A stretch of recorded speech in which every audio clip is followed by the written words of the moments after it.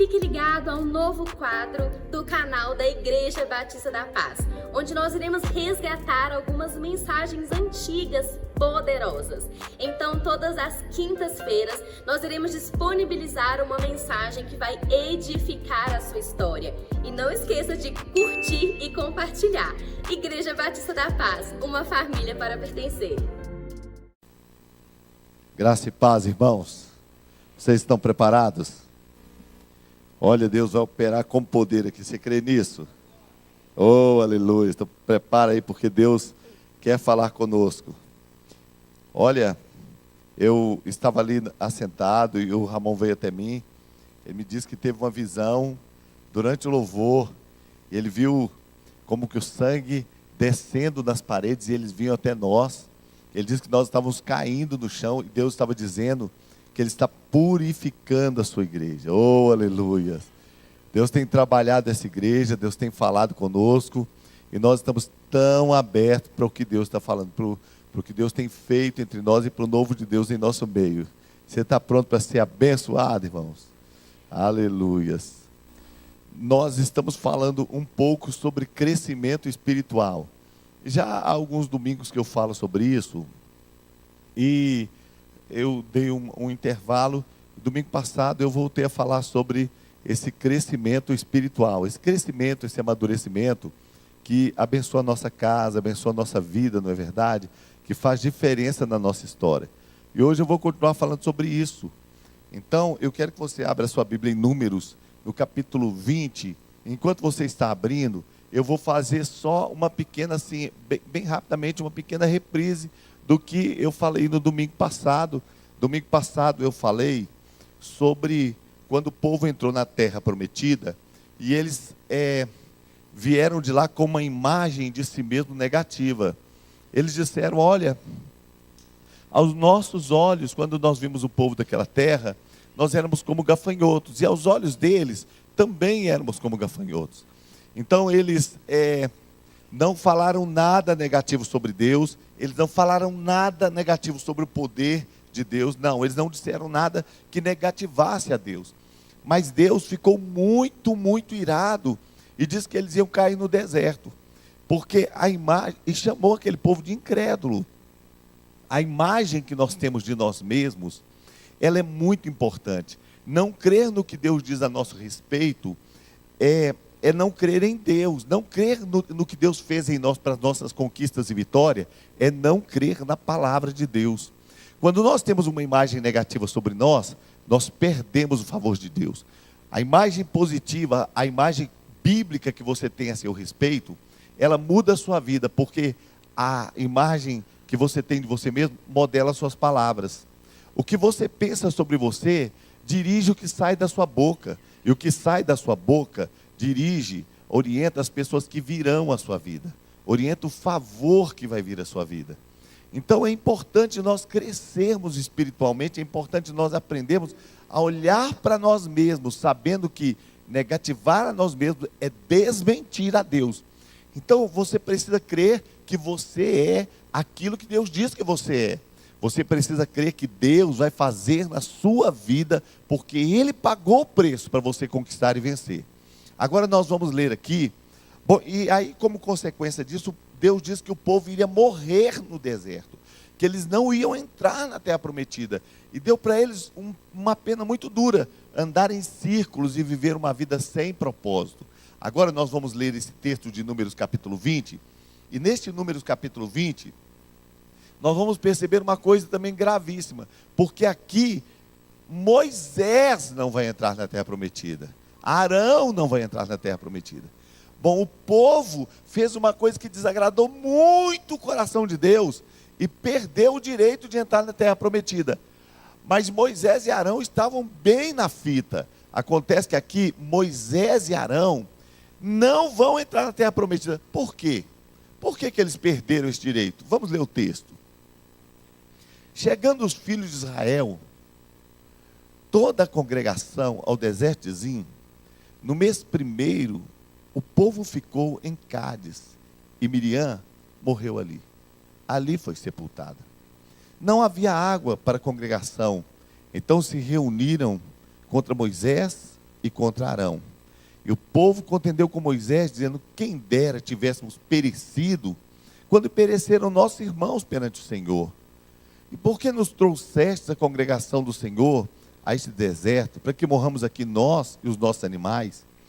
E por que fizeste subir do Egito, para nos trazer a este lugar mau?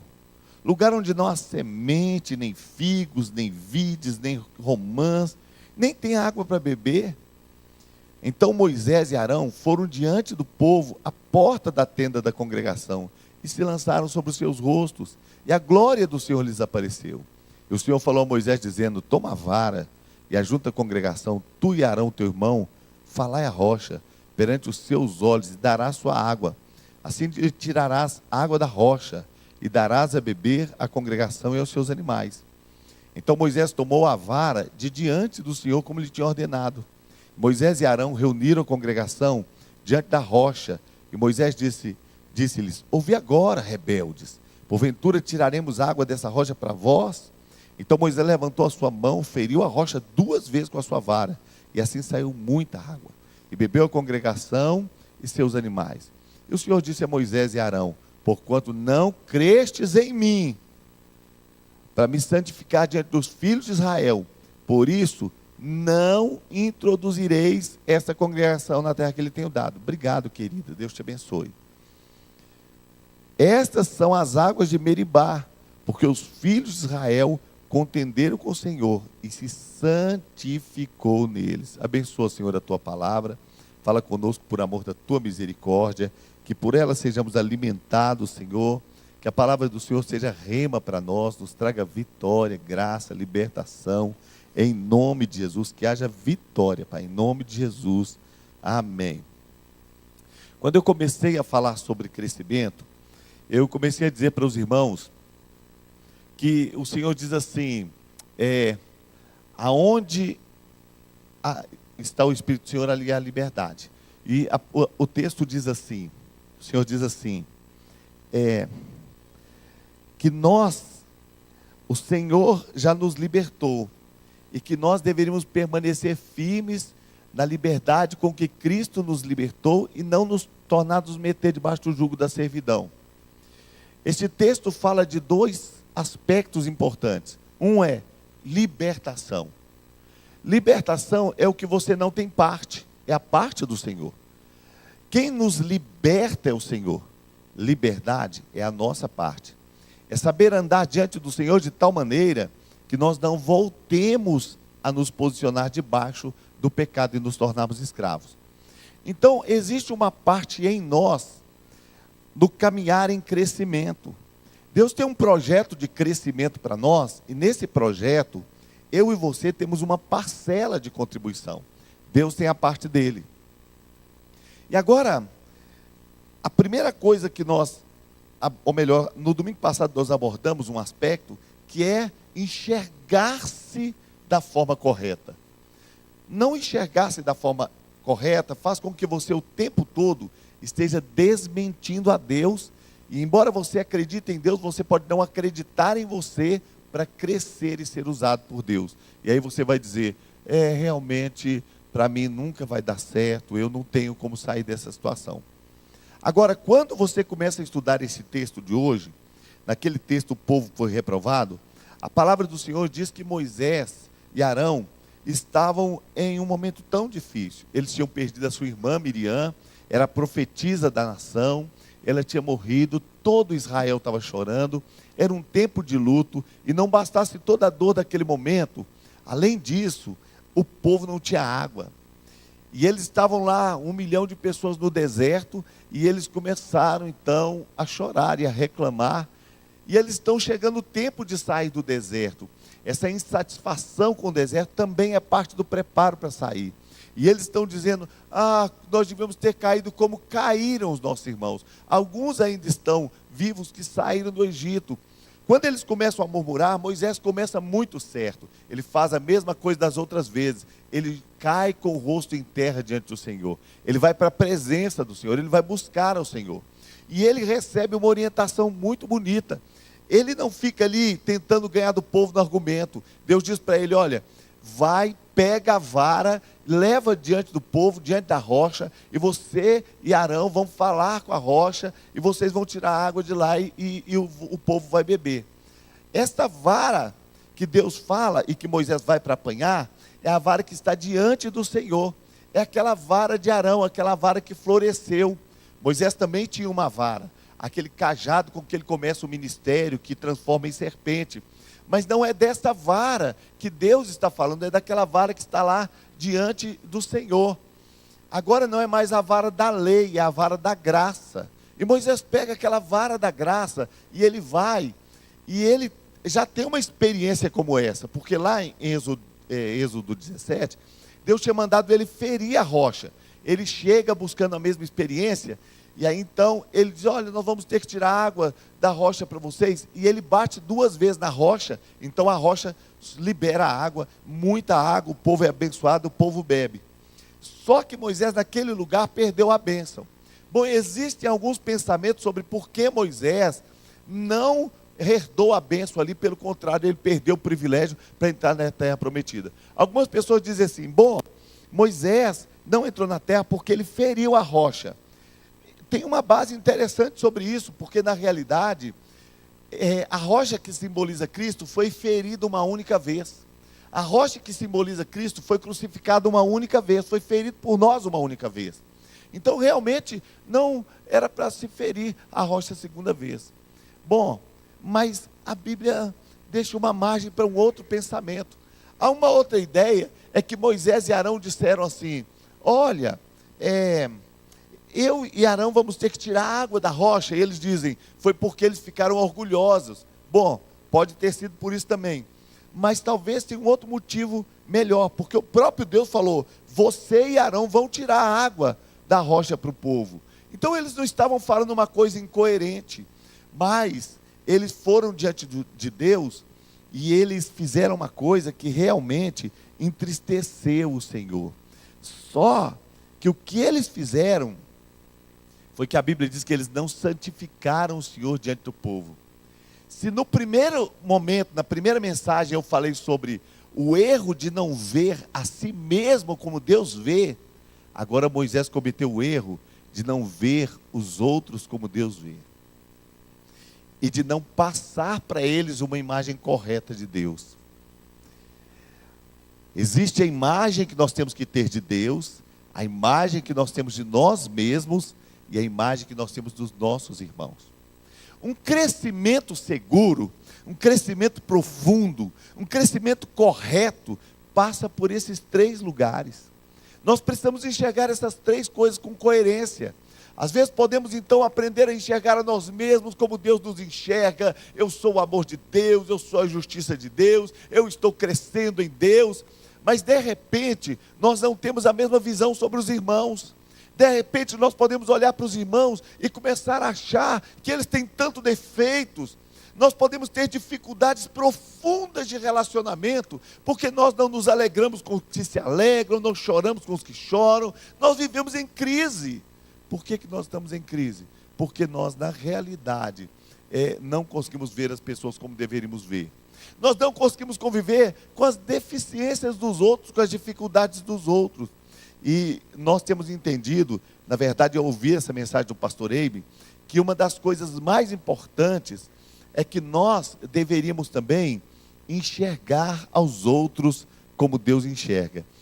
E aí Deus disse: porque vocês não me santificaram diante da nação, eu vou rejeitar vocês, vocês não vão entrar na terra. Eles não passaram uma imagem correta de Deus, porque quando eu enxergo as pessoas negativamente, quando a liderança enxerga a pessoa negativamente, as pessoas começam a pensar que Deus também enxerga assim.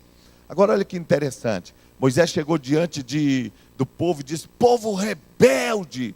Na primeira vez que Deus fala com o povo: olha, este povo é incrédulo, eles vão morrer no deserto, eu não estou suportando mais. Falou com Moisés: eu vou fazer de você uma outra nação. Deus estava muito indignado, porque eles não se enxergavam como deviam. Agora na segunda vez, Moisés é que não está enxergando o povo como devia enxergar. Moisés é que está perdendo a oportunidade de ver o povo como deveria ver. Você sabe, irmãos, que existe um outro texto que fala sobre isso? Olha o que está escrito no Salmo 106, versículo 32 e 33. Indignaram-no também junto às águas da contenda, de sorte que sucedeu mal a Moisés por causa deles, porque irritaram o seu espírito, de modo que falou imprudentemente com os seus lábios. Irritaram o seu espírito, e Moisés, que era o homem mais manso da face da terra, ficou tão irritado e tão indignado, que ele começou a falar diferente do que Deus fala.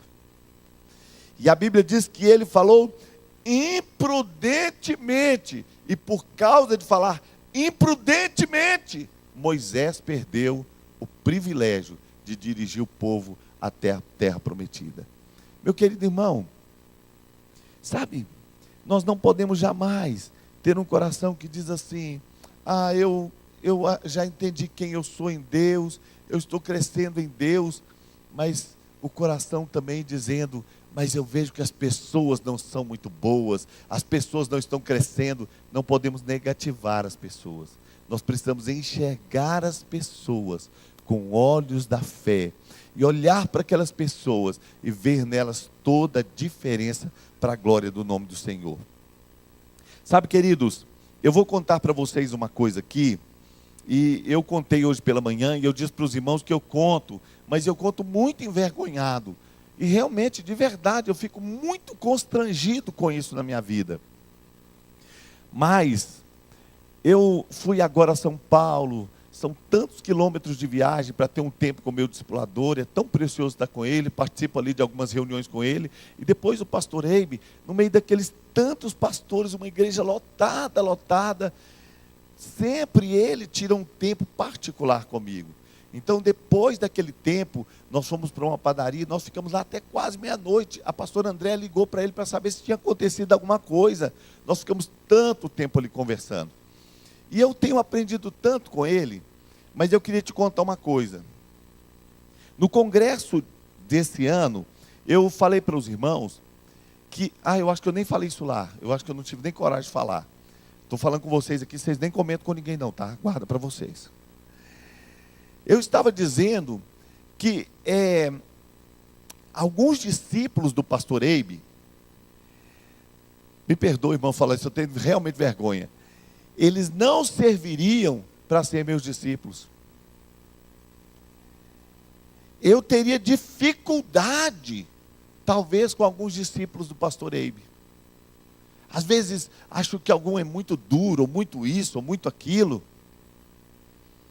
Mas eu digo para você com toda sinceridade, que o problema não está neles. Pelo contrário, eu vejo, irmãos, não estou falando isso com demagogia, que eles são todos melhores do que eu.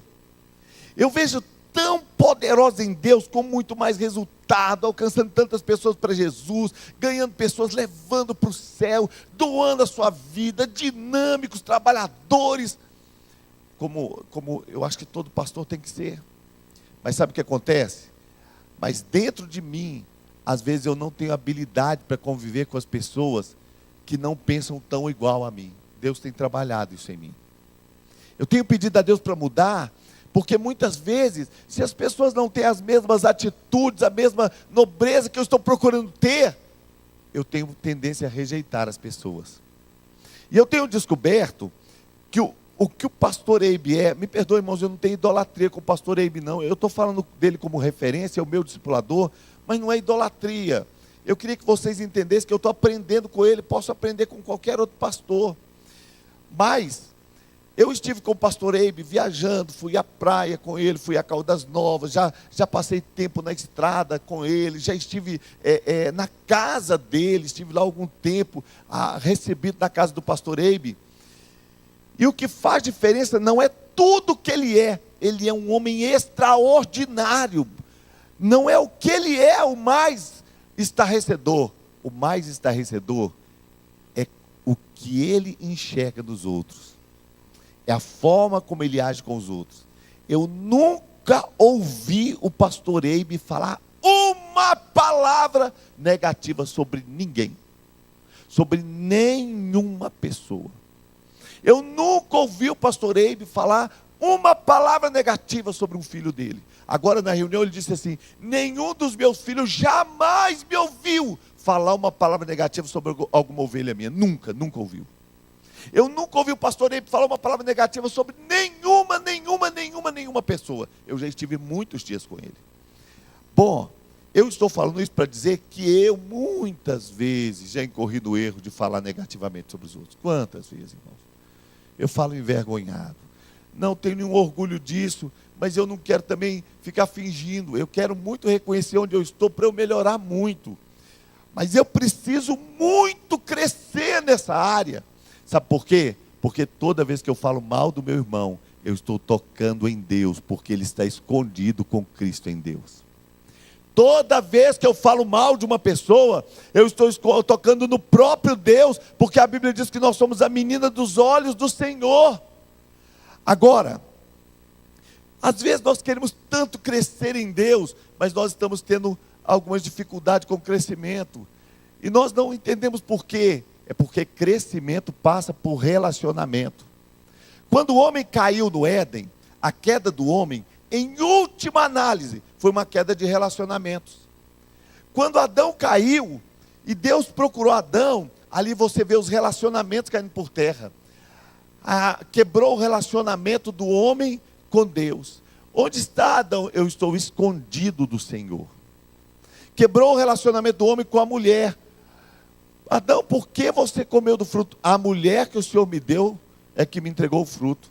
Quebrou o relacionamento de Adão com os animais. Eu porei inimizade entre ti e a serpente, entre a semente da mulher e a serpente. Olha, até ali a palavra inimizade não existia.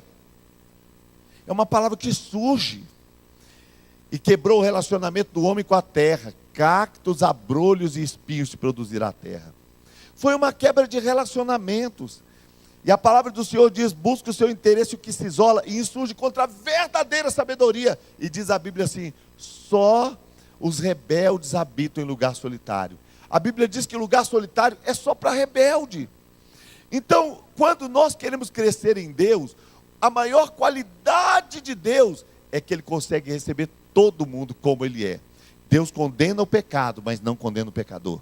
Deus nos ama, Deus fala conosco, Deus espera nós crescermos, Deus nos aceita, Deus nos recebe, e nós precisamos aprender a receber pessoas. Olha que interessante, a palavra do Senhor diz que o príncipe dos demônios é chamado Beelzebu. Sabe o que significa o nome Beelzebu? Beelzebu significa Deus das moscas. Agora imagina, se ele é o príncipe dos demônios, ele merecia um nomezinho melhor. Mosca? Deus das moscas? Devia ser Deus do trovão, Deus do raio que o parta. É Deus das moscas? Se é nome de príncipe de demônio, vai ser sem criatividade. Ele lá no inferno está sem criatividade demais. Mas não é à toa que Beelzebu chama o Deus das moscas, não. Quem já esteve no interior, quem morou no interior sabe que se um boi, se um animal tiver uma ferida e ele não for tratado, se ele estiver no pasto e não for cuidado, as moscas começam a pousar ali e o animal vai tentando afugentá-las, e ele às vezes bate com a cauda, ele treme o corpo, mas as moscas voam assim e voltam imediatamente para o mesmo lugar. E ele então fica ali o dia inteiro espantando aquelas moscas, e elas voam e voltam para o mesmo lugar. E aquelas moscas vão depositando ali as suas larvas, os seus ovos, e os ovos vão virando lava. E aquela ferida vai aumentando e vai crescendo. E o animal entra em uma aflição terrível, até que aquilo vira uma infecção, vira um mal generalizado. Ele vai sendo comido vivo, e de repente não tem mais solução para ele, e ele morre. Claro, se tiver alguém para cuidar, vai jogar um spray, vai jogar um remédio nele, ele vai ser curado. Mas se não tiver alguém, as moscas vão afligindo, até que ele morre.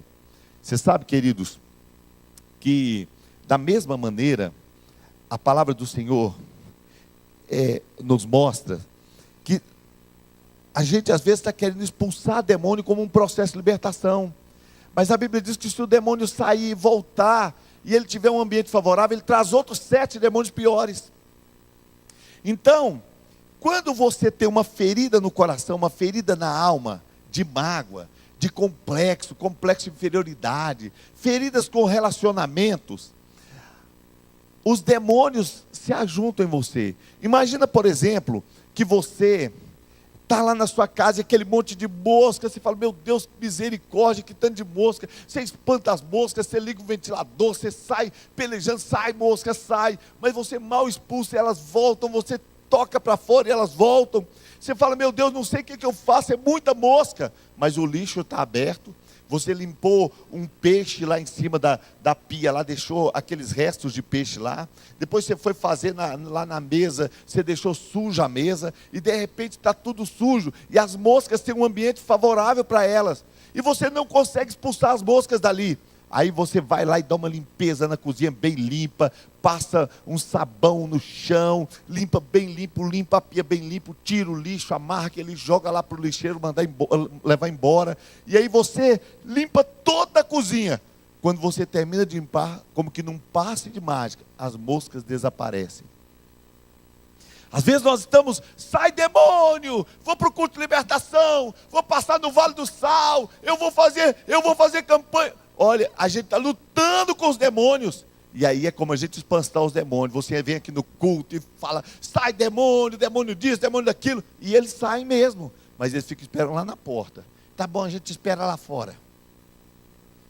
Quando você vai saindo, ele fala assim, foi bom o culto? Tchum, entra tudo de novo. Por quê? Porque o ambiente é propício. O que faz com que o ambiente seja propício para os demônios atuarem em nós? Mágoa. Às vezes a gente tem a mágoa no coração e a gente sente no direito de estar magoado. Você foi ferido, você está certo e você acha que eu tenho direito. E aí realmente você tem razão, você tem direito. Só que o que você não sabe é o mal que te faz. Porque, por exemplo, você pode ficar tão magoado que você tem direito de tomar veneno, mas mata você, não mata os outros não.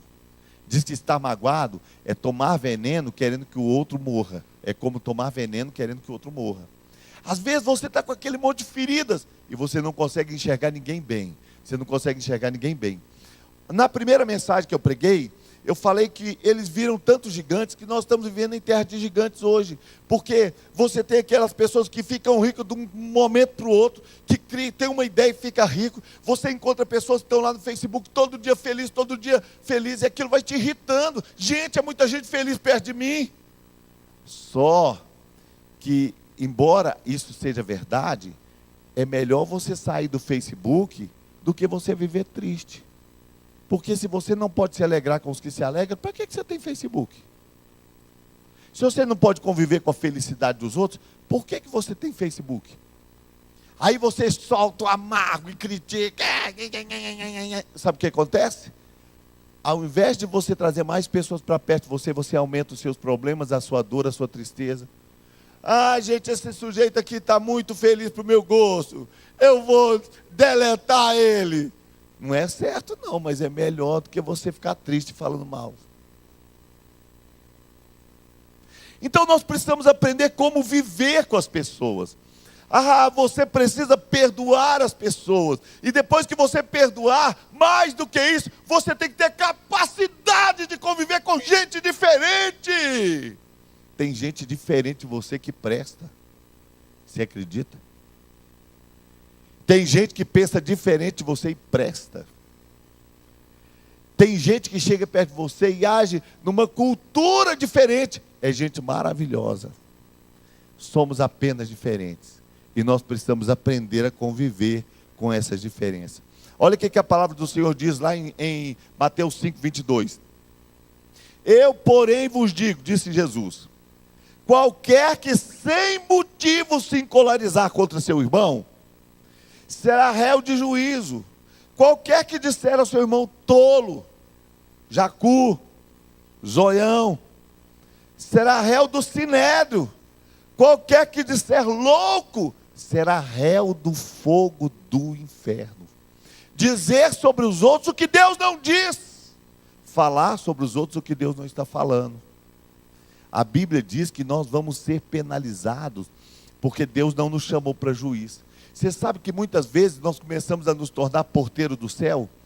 Diz que 2 irmãs chegaram para o pastor e falaram: pastor, eu não consigo trabalhar com a fulana. Eu não consigo, eu não quero nem ficar na mesma igreja, eu não tolero, eu não quero conviver com a fulana. E aí a irmã falou, era a esposa do pastor, falou: ai, que luta. E qual das duas que vai para o inferno?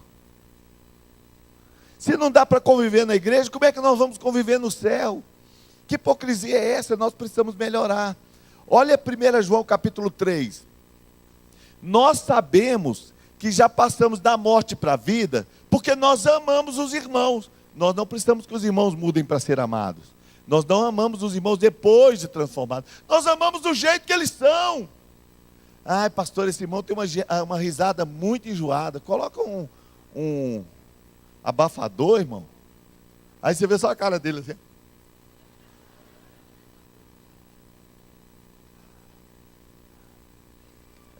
Quem não ama, permanece na morte. Toda pessoa que odeia o seu irmão é homicida. E sabeis que nenhum homicida tem a vida eterna em si mesmo. Agora, irmãos, tem um texto que nós amamos ele, porque ele fala sobre nós uma coisa maravilhosa.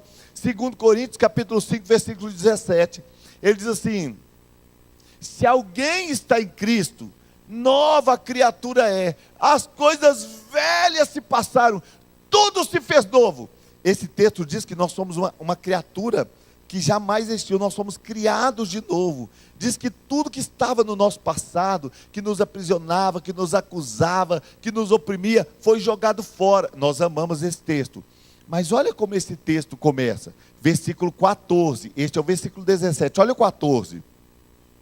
Porque o amor de Cristo nos constrange, julgando nós assim, que se um morreu por todo, logo todos morreram. Não foi só por mim, foram todos. Todos morreram. O salário do pecado é a morte. Aquele peso do pecado, tudo de errado que eu fazia, Jesus morreu a minha morte. Jesus morreu a morte dos nossos irmãos. Ele morreu por todos, para que os que vivem não vivam mais para si, mas para aqueles que por ele morreu e ressuscitou. Jesus é o Senhor de todos, está vendo? Assim que daqui por diante a ninguém conhecemos segundo a carne, ainda que também tenhamos conhecido a Cristo segundo a carne, contudo agora já não o conhecemos deste modo. A ninguém conheceremos segundo a carne. O que a Bíblia está dizendo? A Bíblia está dizendo o seguinte: o Senhor Deus disse assim: encontrei Davi, homem segundo o meu coração. Mas Davi não era um homem quando Deus o encontrou. Davi não era um homem, era um menino. Mas Deus já estava vendo quem Davi seria. Encontrei Davi, homem segundo o meu coração. Nós precisamos aprender a ver nas pessoas aquilo que Deus já está enxergando e aquilo que elas são em Deus. Porque quando nós começamos a declarar profeticamente, quando nós começamos a dizer profeticamente, e quando nós aceitamos as pessoas, elas vão sendo transformadas para se tornar aquilo tudo que Deus as chamou. Embora você possa não entender isso, faz parte do processo de crescimento da sua vida o conviver bem com as pessoas, o jogar fora todo tipo de mágoa. Então olha só, aí o versículo 17, as coisas velhas já passaram, eis que tudo fez novo, né? Você é uma nova criatura. Versículo 18, tudo isso provém de Deus, que nos reconciliou consigo mesmo por Jesus Cristo e nos deu o ministério da reconciliação. Ele reconciliou todos nós com Ele mesmo, por Jesus Cristo nosso Senhor, e nos entregou o ministério da reconciliação. Sabe o que Deus fez com você? Ele fez com que você tivesse hoje a função de João Batista. João Batista não era o precursor de Cristo, ele não ia na frente de Cristo, e ele ia para converter o coração dos pais aos filhos, dos filhos aos pais. Ele foi para fazer com que as pessoas fossem conciliadas. Agora Jesus já fez, já reconciliou o mundo com Deus e nos entregou nas mãos o ministério da reconciliação. Nós vamos chegando e atrás de nós vem Jesus. Por isso a palavra do Senhor diz assim: olha, segui a paz com todos e a santificação, sem a qual ninguém verá o Senhor. Esse versículo tem duas interpretações. A primeira é que nós temos que ter paz com todos, né, e santificação, para nós vermos a Deus. Mas a segunda interpretação é que se nós não tivermos paz com os outros, se os homens não estiverem em paz conosco, eles nunca vão ver Deus na nossa vida. Tem gente que não vai conhecer a Deus, que não vai conhecer a Jesus, se ele tiver brigado conosco. Você tem o ministério da reconciliação. E Deus, para te usar, precisa que você esteja em paz com as pessoas. Todas as vezes que você estiver magoado com alguém, triste com alguém, brigado com alguém, sem conversar com alguém, você pode estar fechando a porta da eternidade para essa pessoa. Mas toda vez que você traz uma pessoa para perto de você, traz para o seu relacionamento, traz para o seu coração, você pode estar abrindo a porta da eternidade para ela. Por isso a Bíblia diz assim, que os pacificadores serão chamados de filhos de Deus. Porque a nossa missão é sempre pacificar. É sempre pacificar. Quando nós chegamos perto de alguém, e alguém fala, eu estou meio triste com fulano e tal, e você diz assim, mas ele gosta tanto de você. E aí você fala alguma coisa boa que você sabe entre eles, e ele diz, é verdade, mas ele fez isso e aquilo. Mas eu tenho certeza, você está agindo como um filho de Deus. É assim que ele te vê. Eu me lembro 2 vezes que eu entrei na minha casa, e quando eu cheguei, o meu pai falou comigo assim, chegou o pacificador. Irmãos, eu acho que eu nunca recebi um elogio tão gostoso de receber, do que ser chamado de pacificador. Pacificador. Pacificador. Olha, os meus irmãos são ovelhas aqui, minhas cunhadas, elas sabem, minhas cunhadas sabem, meus irmãos sabem, eu nunca fiz intriga entre eles, nunca. Eu nunca coloquei um contra o outro, eu falei uma palavra negativa de um para o outro, ficar colocando intriga, não.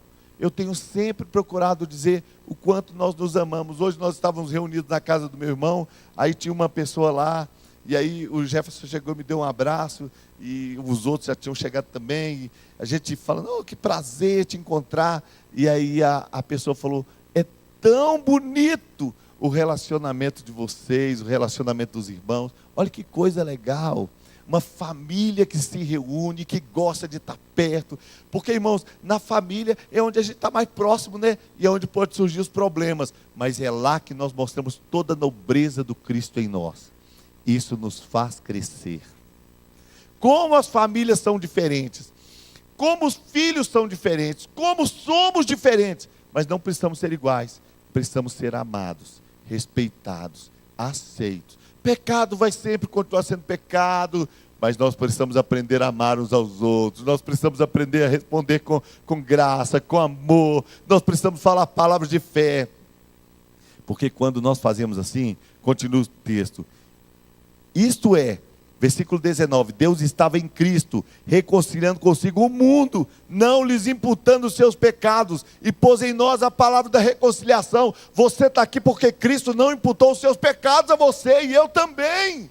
E as pessoas que estão perto de nós também vamos perdoar, e não vamos imputar os pecados dela. Perdão é para quem erra, irmão. Pastor, eu não vou perdoar não, porque ele errou muito comigo. É por isso que tem que perdoar, porque perdão é para quem erra. Quem não erra não precisa de perdão. Perdão é para quem erra. Versículo 20. De sorte que somos embaixadores da parte de Cristo, como se Deus, através de nós, rogasse. Rogamo-vos, pois, da parte de Cristo, que vos reconcilieis com Deus. Primeiro você reconcilia com seu irmão, e você passa a ser uma mensagem ambulante. Como se Deus falasse através de você, olha, rogamos que se reconciliem com Deus. Não é legal isso? Bom, versículo 21 é o último, vou ler também. Aquele que não conheceu o pecado, o fez pecado por nós, para que nós fôssemos feitos justiça de Deus. Justiça de Deus. Sabe, irmãos, que assim como Jesus se fez pecado por nós precisamos aprender a nos fazer pecado pelos irmãos. Imagina que alguém chega perto de mim e fala, não, você estava muito errado, você que pisou na bola. Eu posso dizer, olha, eu vou te provar que não fui eu vou te mostrar o quanto você errou comigo. Ou eu posso me fazer pecado pelo irmão e dizer, você tem razão, eu errei mesmo, eu nem te ouvi direito. E às vezes assumir o dano, talvez a pessoa naquele momento está ferido. Só que quando a gente assume que errou, sabe o que acontece muitas vezes? Não, eu também estava errado, eu sei que eu também estava errado. Me perdoa. E é tão bom quando a gente vai reconciliando e a gente vai dando oportunidade para Deus agir. É tão maravilhoso, porque quando você faz assim, Deus faz um milagre. Sabe, queridos, a Bíblia diz que Deus falou com Moisés: eu tinha um plano para você, eu tinha um sonho a seu respeito, eu te chamei para uma missão completa, mas você não vai entrar na terra prometida, porque você, na hora crucial, não me santificou aos olhos dele. Eu esperava de você, Moisés, que você não fosse imprudente com as palavras. Será que Moisés tinha razão de estar irritado? Ah, certamente, irmãos. 1 milhão de pessoas na cabeça da gente, dá para ficar irritado. O povo reclamando das mesmas coisas, dá para ficar irritado. Mas quando ele chegou ali, ele tinha que ter dominado a si mesmo. E se ele tivesse dominado a si mesmo, Moisés seria um grande líder para entrar na terra prometida. Mas porque ele se irou, a boca dele falou diferente do que Deus queria ouvir. E ele julgou as pessoas e disse: povo rebelde, povo rebelde. Eles derramam juízo sobre as pessoas. Talvez tenha alguém perto de você que você pensa não vale nada. Você acha que não vale nada, mas custou o sangue de Jesus. Custou o sangue de Jesus. Custou o sangue do Cordeiro. Talvez tenha alguém que pode não produzir nada, mas custou o sangue de Jesus. Se você está numa condição em que você enxerga mais longe que o seu irmão, seja uma mão de misericórdia para ele. E deixa eu falar uma coisa, irmão. Eu vou encerrar com esse versículo. Tem um versículo na Bíblia que diz assim: ao aflito deveria o irmão mostrar compaixão, ainda que tivesse deixado o temor do Todo-Poderoso. Até quem está desviado, quem está fora, nós não somos juiz. Nós somos do ministério da reconciliação. Nós não estamos aqui para criticar, condenar, dizer o quanto ele está errado e o quanto ele está merecendo o inferno. Nós estamos aqui para dizer que a porta do céu está aberta e que os céus têm saudade da sua voz e que os céus desejam recebê-lo e que nós estamos esperando o tempo dele se encontrar de novo com os braços que o amam e que nós também estamos de braços abertos. E as pessoas vão entender o amor de Deus através da sua vida, através da minha vida.